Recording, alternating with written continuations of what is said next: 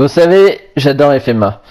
Mais on reconnaît FMA pour ses moments cultes, mais aussi ses moments qui nous ont fait pleurer. Et donc aujourd'hui, nous avons fait un top sur les moments qui nous ont le plus touchés. Moi et Makoto, on va vous en parler.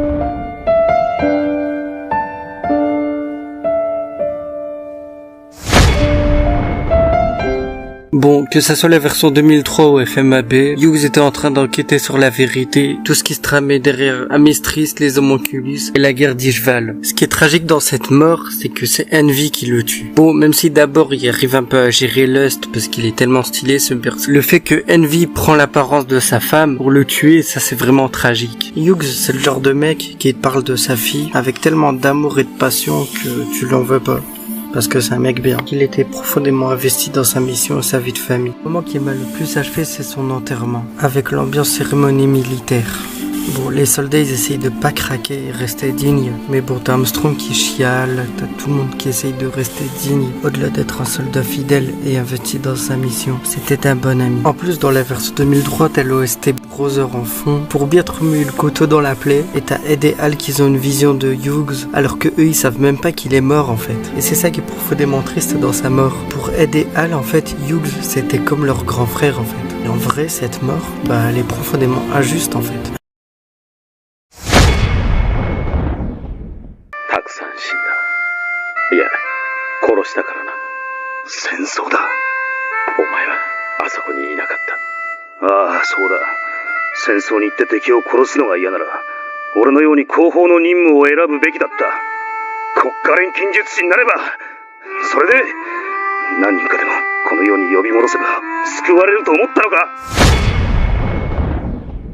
La vengeance de Mustang.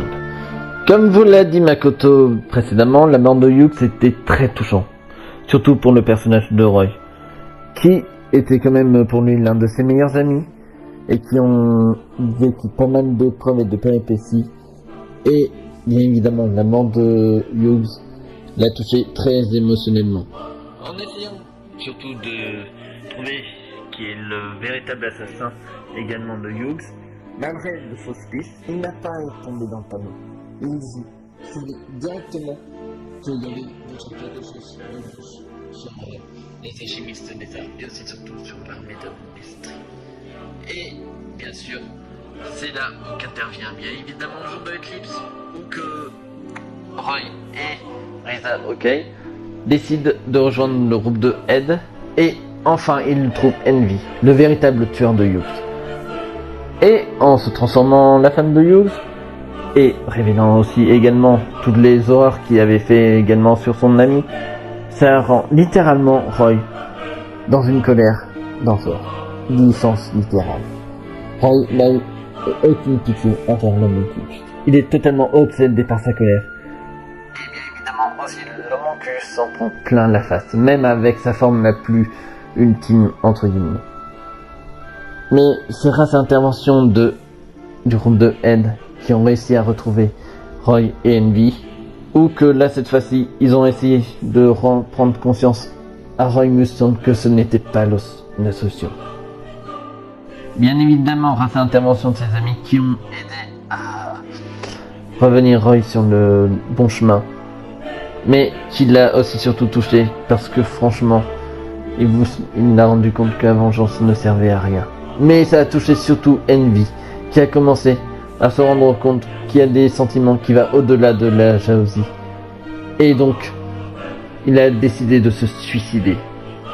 Et bien évidemment, en remerciant Edward Henrik de non seulement l'aider à avoir passé un nouveau cap de son existence avant qu'il meure, mais pour Roy, c'est une preuve de lâcheté.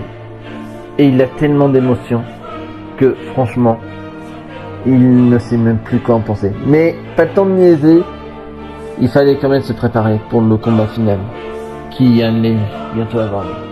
Mais honnêtement pour moi, je trouve que c'est un des moments les plus marquants du manga. ホムンクルスってのはな、おめえら錬金術師が身体乱世をした時に生まれる。俺たちは蘇らせようとした人間の骨を前にするとまともに動けなくなる。それがホムンクルスの弱点だ。 Le combat de Reed.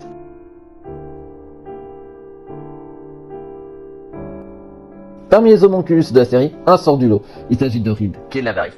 L'un des homonculus à avoir été souvent contre l'autorité de leur père créateur, et forme son groupe de chimères, qui durera quand même pendant un petit moment, jusqu'à l'arrivée de Ed, mais aussi surtout de Kim Bradley, qui tue ses compagnons un par un, et bien évidemment réussit à le terrasser, jusqu'à ce qu'il arrive directement à une sorte de réunion familiale, où il se fait littéralement pris dans une cuve, où il est réduit à l'état de charbon.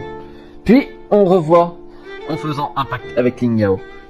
Et en restant avec les homonculus, Reed avait oublié ses anciens compagnons jusqu'à ce que l'un des survivants du massacre vienne par hasard au repère, et Reed le tue de sang-froid, malgré que ce dernier essaie de lui faire rappeler de bons vieux souvenirs. Et bien évidemment, après l'avoir tué, sa mémoire est revenue, d'une façon très violente. Et s'en prend directement à l'auteur du massacre, qui est Kim Bradley, pour un second round. Mais il se rend compte que Kim Bradley était beaucoup trop fort, et il part en retrait. Et plus tard, il retrouve Edward Elric et les autres, après de multitudes de péripéties, et bien évidemment pour se préparer pour l'éclipse, il réaffronte à nouveau Kim Bradley. Et cette fois-ci, c'est la mort d'un des proches de Link Kingdom. Et il se met à détruire tout dans son passage. Après, il retrouve Ed et les autres face au père qui était devenu Dieu. Mais à ce moment-là, après quand même de multitudes de bastons, et aussi surtout de voir que tout le monde essayait d'empêcher quand même le père d'atteindre ses objectifs malgré un pouvoir titanesque, Reed se rend compte que l'importance c'était d'avoir quand même des amis. Et bien évidemment aussi grâce aussi à Link qui au fur et à mesure de l'aventure lui a ouvert petit à petit les yeux, Reed décida de se sacrifier alors que le père voulait reprendre des forces.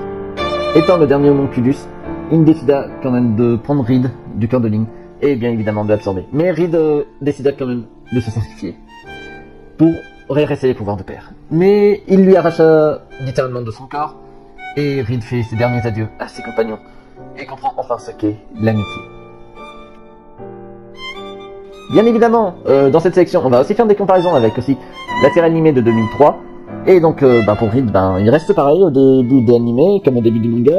Mais il y a des différences quand même, comme on apprend qu'il avait des liens avec Dante. Et alors que ses compagnons se font massacrer, Reed décide de retourner chez Dante. Mais elle est morte, avec de grosses guillemets, ou plutôt, on peut dire changer de corps. Mais bon, je vais pas spoiler pour ceux qui n'ont pas vu l'animé de 2003. Hein. Mais ça, on peut dire que Reed ne le savait pas. Et Ed, croyant l'avoir tué, enfin alors leur dernier affrontement, parce que oui, dans cet animé, il y aura pas mal d'affrontements entre ces deux-là. Et après un combat, certes court, mais totalement épique, Ed réussit à le tuer. Grâce quand même à ses expériences au fur et à mesure de ses combats. Et avant de mourir, il lui dit les faiblesses des homonculus. Personnellement, pour moi, ce combat reste iconique, surtout avec la mise en scène, et aussi qu'on voit que Reed est, franchement, vraiment un super personnage pour cet animé de 2003. Et on voit que l'animation, même pour l'époque, n'a pas trop mal vieilli et qui est toujours aussi énorme à regarder. Le passé de Scar. Scar est un Nichiban qui vivait heureux avec son peuple et son frère, qui, ce dernier, s'intéressait beaucoup à la chimie. Alors encore une fois, une petite comparaison avec l'animé de 2003, parce qu'il s'intéressait plus à la chimie pour amener sa copine à la vie, tandis que le manga, il s'intéresse plus par passion et tout. Enfin bref, on retourne quand même au top, c'est la fin de la petite aparté.